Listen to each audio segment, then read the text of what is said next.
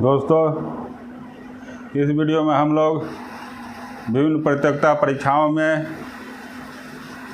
इकाई अंक से संबंधित पूछे गए प्रश्नों का विश्लेषण करेंगे। दोस्तों, पहला प्रश्न 7⁻71 गुना 6⁻63 गुना 3⁻65 का इकाई अंक पूछा गया है। तो यहाँ पर संख्या 7 है और घात से 71 है। ऐसी स्थिति में हमें 71 को 4 से भाग देना होगा। तो हम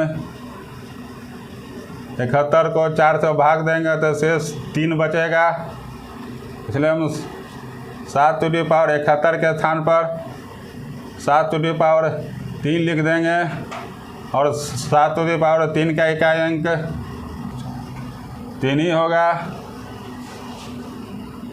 दोस्तों, आपको पता है कि 6 का घात चाहे कुछ भी हो, उसका इकाई अंक नहीं बदलता है। इसलिए 6⁻63 का इकाई अंक 6 ही होगा। अब 3⁻65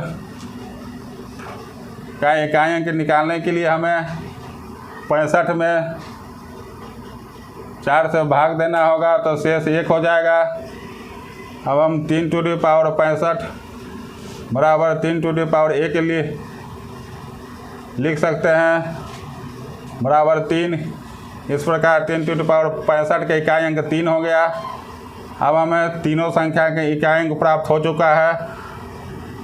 7⁻71 का इकाई अंक 3, 6⁻63 का इकाई अंक 6 और 3⁻65 का इकाई अंक 3। अब हम तीनों में गुना कर देंगे तो 3 गुना 6 गुना 3 बराबर 24 का इकाई अंक 4 और यही 4 हमारा आंसर हो जाएगा जो ऑप्शन डी में है।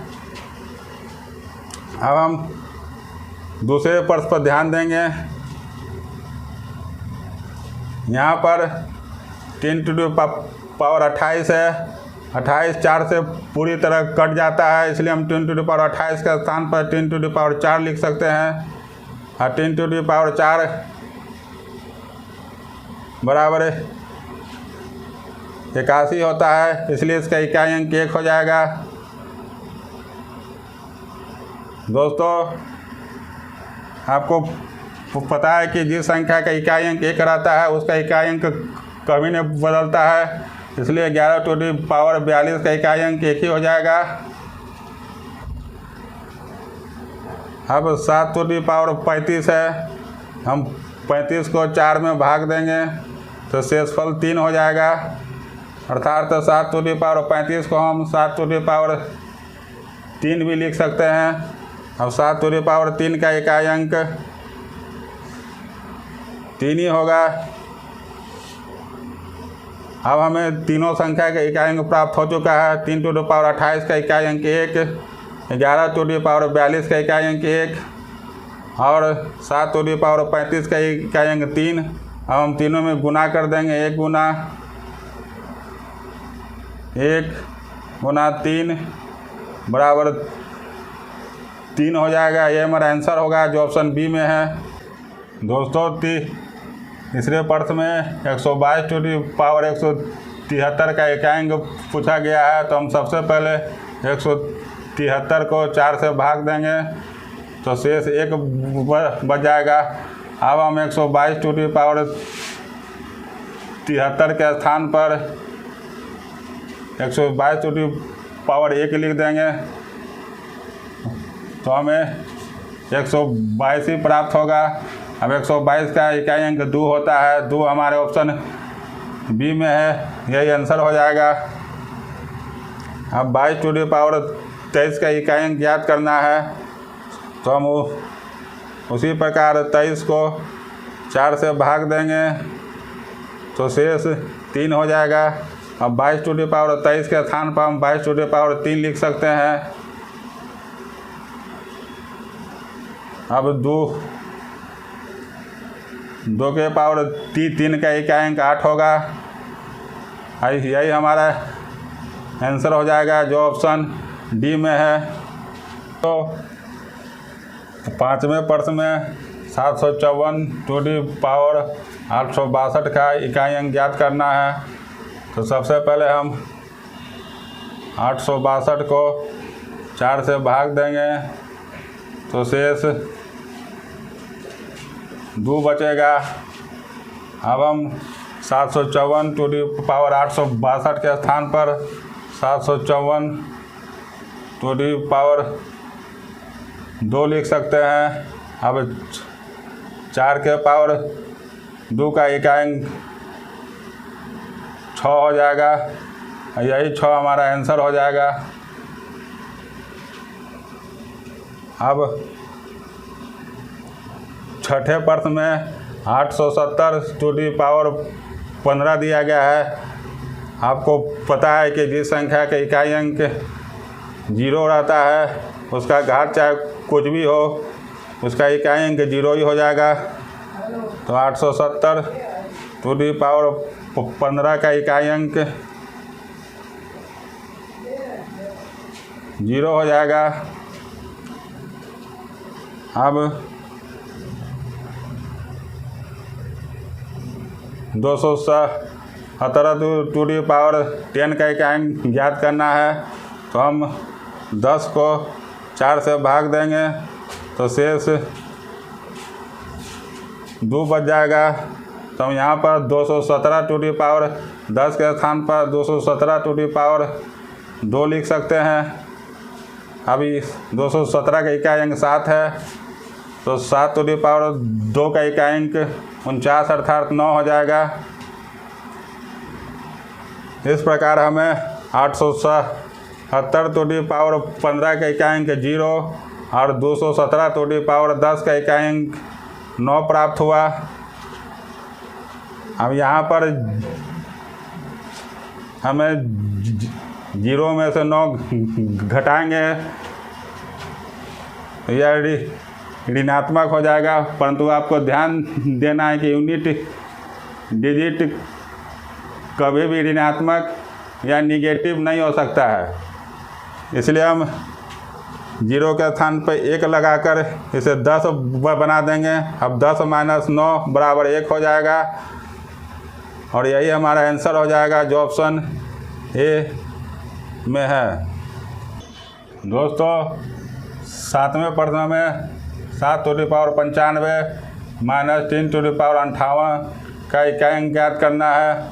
तो सबसे पहले हम 95 को 4 से भाग देंगे तो शेष 3 हो जाएगा। अब हम 7 टू दी पावर 95 के स्थान पर 7 टू दी पावर 3 लिख सकते हैं। 7 टू दी पावर 3 का इकाई अंक 3 हो जाएगा। अब हम इस 58 को 4 से भाग देंगे तो शेष 2 हो जाएगा। अब हम 3 टू दी पावर 58 के स्थान पर 3 टू दी पावर 2 लिख सकते हैं। तो 3 टू दी पावर 2 बराबर 9 हो जाएगा। इस प्रकार हमें 7 टू दी पावर 95 के इकाई अंक 3 और 3 टू दी पावर 58 का इकाई अंक 9 प्राप्त हो गया।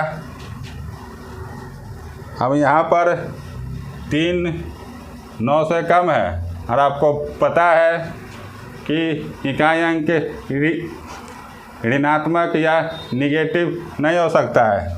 इसलिए हम इस 3 के आगे 1 जोड़ कर इसे 13 बना देंगे और 13 में से 9 घटाएंगे तो 4 होगा। यही 4 हमारा आंसर होगा जो ऑप्शन बी में है।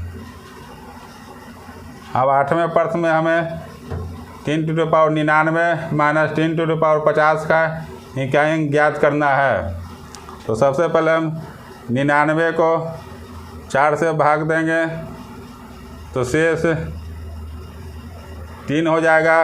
तो हम 10 टू द पावर 99 के स्थान पर 10 टू द पावर 3 लिख देंगे, जिसका इकाई अंक 7 हो जाएगा। अब 10 टू द पावर 50,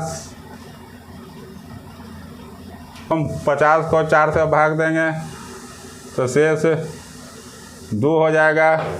अब 10 टू द पावर 50 के स्थान पर हम 10 टू द पावर 2 लिख सकते हैं, तो 10 टू द पावर 2 बराबर 9। इस प्रकार हमें 10 टू द पावर 99 के इकाई अंक 7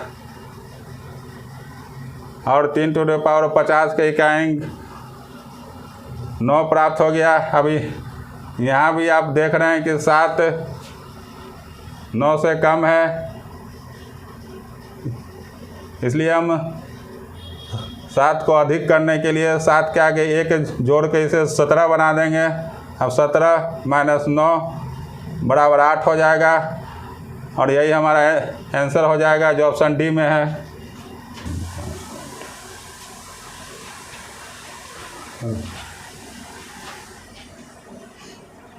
दोस्तों 9वें प्रश्न में 81 गुना 82 गुना 83 गुना 84 से लेकर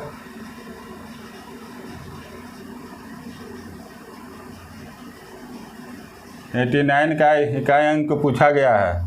तो आपको पहले से पता है कि हमें केवल संख्या के इकाई अंक पर ध्यान देना है। यहाँ पर हम 1 गुना 2 गुना 3 गुना 4 डॉट डॉट डॉट 9 कर सकते हैं। तो हम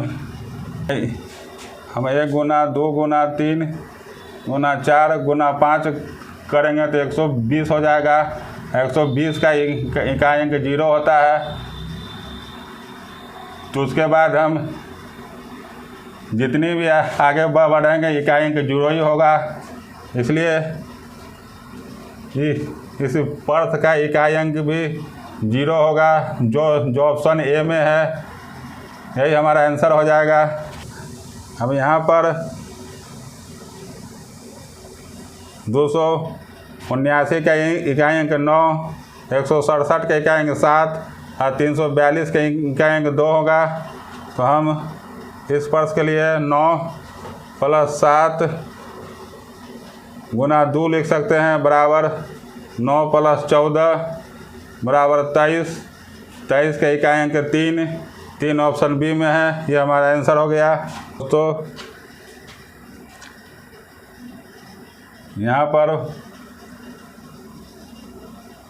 5 टू दी पावर 41 है। आपको पता है कि 5 इकाई अंक वाले संख्या के इकाई अंक नहीं बदलता है, इसलिए 5 टू दी पावर 41 के इकाई अंक 5 हो जाएगा। अब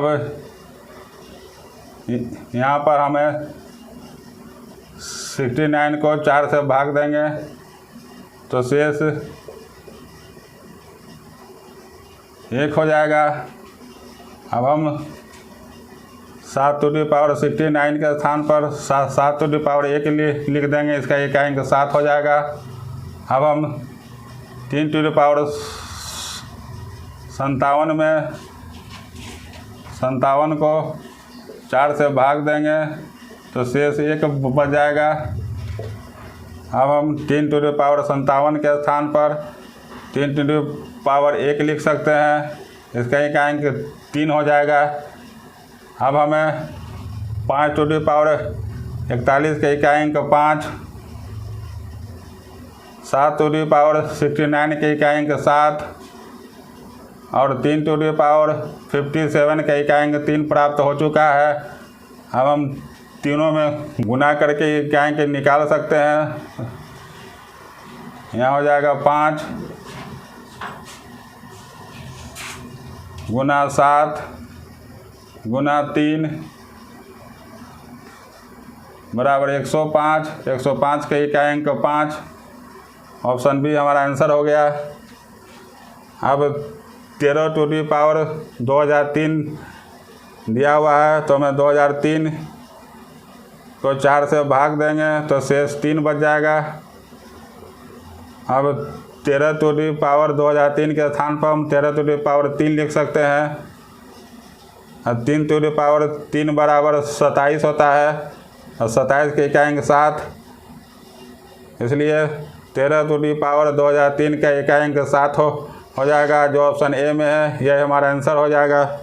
मित्रों, इस वीडियो में इतना ही। अगले वीडियो में हम लोग 2 अंकों की संख्या से संबंधित प्रश्नों को हल करने का तरीका जानेंगे। तब तक के लिए धन्यवाद।